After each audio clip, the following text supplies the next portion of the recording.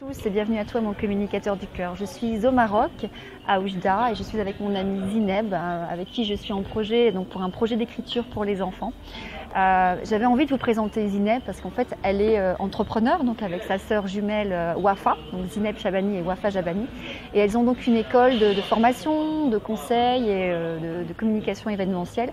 Et Zineb est également coach, n'est-ce pas Zineb, coach et praticienne PNL.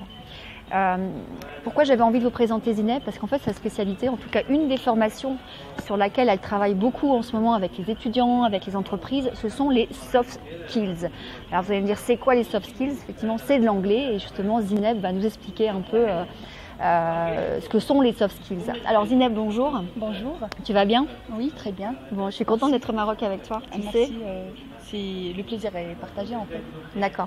Alors Zineb, est-ce que tu peux nous expliquer avec des mots très simples, parce que tu sais que voilà, tout le monde ne parle pas non plus l'anglais finalement sur la page des communicateurs du cœur, ce que sont les soft skills et à quoi ça sert finalement? Alors Manu, écoute, quand on parle des soft skills, on parle en fait, c'est déjà justement c'est un mot anglais. Alors quand on parle des soft skills, ça fait référence aux compétences. Quand on parle de compétences, on parle surtout de ces compétences qui sont liées à la personne, c'est-à-dire des aptitudes. Par exemple, je vous donne un exemple, l'adaptabilité, l'esprit de l'écoute, la communication. Donc c'est lié beaucoup plus à la personne. Et c'est ce qui fait en fait la personnalité de cet individu. Par contre, on parle des hard skills. C'est quoi les hard skills? Les hard skills. Les hard skills, exactement. Et c'est en fait, ce sont des compétences qui sont vraiment très techniques. Par exemple, je vous donne un exemple, un métier que nous maîtrisons, par exemple. On peut parler de la technicité c'est la technicité, de la compétence. Exactement. Par exemple, une langue que nous maîtrisons, par exemple, une expérience qu'on a eue, donc on a vraiment appris beaucoup de choses. Donc là, on parle des hard skills. Alors que les soft skills, là, on parle beaucoup vraiment sur l'intelligence émotionnelle, par exemple, sur l'esprit de communication, sur l'esprit de l'écoute en même temps, sur la curiosité, sur la pensée positive, sur en même temps cette capacité de négocier, par exemple, négocier un contrat de travail, donc les techniques de négociation. Alors, ce sont vraiment des compétences qui sont qui sont vraiment d'abord liées à la personne, beaucoup plus qu'au métier ou qu'à la technicité, en fait. D'accord, donc c'est finalement plus le savoir-être que le savoir-faire, on peut dire. En Exactement. tout cas, le savoir-faire serait plutôt le hard skills et le savoir-être serait plutôt le soft skills. Exactement. Alors, lorsqu'on parle des soft skills, on parle d'abord du savoir-être et du savoir-vivre. C'est-à-dire que la gestion de ses émotions, par exemple, ça c'est le savoir-être, c'est-à-dire tout ce qui concerne la personne elle-même. Et en même temps, le savoir-vivre, c'est en fait la gestion des relationnels. C'est surtout la gestion des émotions, par exemple, de la personne par rapport à son environnement.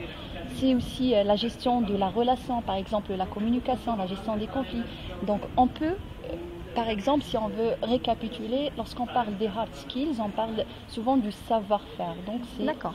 Par contre, des soft skills, donc c'est l'ensemble des, je dirais, savoir-être plus le savoir-vivre. Et peut-être même le savoir-devenir, savoir se transformer. Ça va se transformer. Dis-moi Zineb, pourquoi c'est important en fait de travailler aujourd'hui sur les soft skills et pourquoi toi tu as maintenant de plus en plus de demandes des entreprises et des étudiants quelque part pour développer ces soft skills au sein des entreprises ou dans son savoir-être?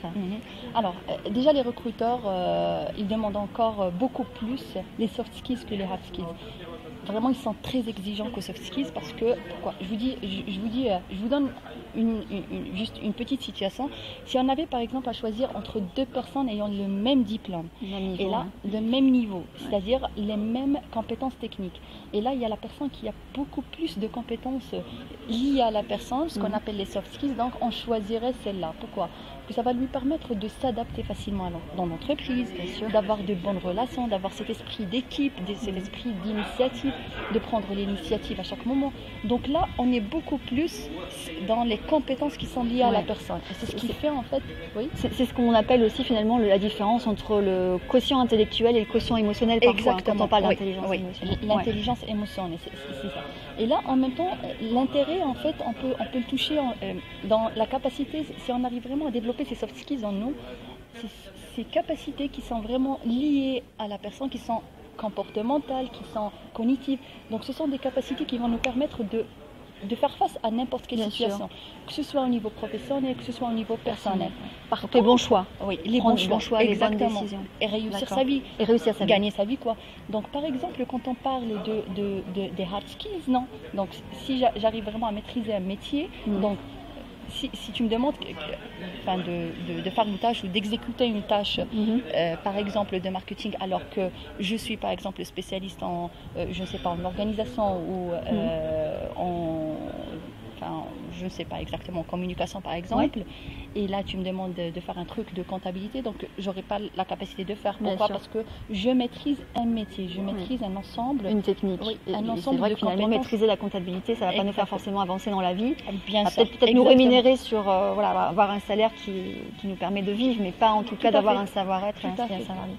Et dis-moi Zineb, si tu avais à nous donner des petits trucs ou des petits conseils, ou comment on pourrait peut-être développer ces soft skills, toi comment tu fais avec les étudiants ou avec les managers D'accord. Alors, écoute Manu, je ne peux pas vraiment donner une recette, que je dirais une recette magique pour tout réussir, qui passe partout. Mais là, ce qu'on fait d'abord, et ce que vous devez faire surtout, il faut passer par cette étape qui est cruciale, c'est la connaissance de soi. C'est avoir cette capacité vraiment de s'observer, de déterminer ce qui est vraiment les points forts en nous, les points à améliorer en nous. Et là, nous aurons cette capacité, cette aptitude vraiment de s'observer. Et là, j'aurai vraiment cette capacité de dire, voilà, je dois par exemple travailler sur ma confiance en moi. Voilà, je dois travailler par exemple sur la pensée positive. Donc ça, c'est une opération de diagnostic. Ce qu'on appelle aussi souvent maintenant la conscience de soi. La conscience de soi, tout à fait. De ses qualités, de ses axes d'amélioration. Exactement. Et si on arrive vraiment à développer cette capacité, donc on sera certainement, ça sera facile après de travailler sur ces points qui sont vraiment très précis. Par exemple, j'ai peur de parler en public. Par exemple, j'arrive vraiment pas à décrocher un contrat de travail alors que j'ai toutes les compétences techniques. Et c'est ce qui est le plus demandé par les recruteurs. Ce n'est pas vraiment les compétences techniques, parce que là, on peut travailler, on peut faire des formations en ce qui concerne les compétences techniques. Par contre, tout ce qui est lié à la personne, donc ça se travaille nous-mêmes. Et là, je me réfère toujours à une expression qu'avait utilisée Dale Carnegie. Il disait que la seule ou la première entreprise sur laquelle vous devez travailler, c'est, avant de songer à en bâtir d'autres, c'est vous. C'est la vôtre. Ça, c'est la deuxième étape. Après avoir vraiment travaillé sur vous, avoir cette conscience de ce qui vous manque, de ce que vous devez améliorer. Donc, vous devez passer à la deuxième étape, qui est vraiment soit suivre des formations, soit faire des séances de coaching, soit par exemple, je ne sais pas, lire sur Internet, lire des bouquins sur les soft skills, sur la confiance en soi, sur la communication. Le plus simple, c'est quand même de se faire accompagner. Et sur quoi tu accompagnes le plus aujourd'hui, toi? Qu'est-ce qu'on te demande le plus? Est-ce que c'est plutôt la confiance en soi? Est-ce que c'est plutôt la prise de parole en public, le fait de s'affirmer quelque part? Exactement. Alors, c'est d'abord, que ce soit pour les porteurs de projets, que ce soit pour les entreprises, pour les nouvelles recrues. Donc, ce qui nous demande le plus aujourd'hui, c'est d'abord la confiance et cette capacité de dire et d'exprimer vraiment ce que la personne est. C'est-à-dire que, par exemple, j'aurais un truc, je ne sais pas, surtout concernant la confiance en soi, donc je dois défendre mon idée à mon gérant, et là, j'arrive vraiment pas à le faire, donc je perds les moyens et je ne peux pas avancer. Donc, c'est vraiment une étape qui va me permettre soit de réussir ma vie et de vraiment avoir une promotion au travail, soit par contre de perdre ma vie, parce que pour la simple raison, j'ai pas eu cette audace de défendre mon idée, de l'expliquer, parce qu'il y a du monde qui sont là en face de moi et qui m'écoutent, quoi.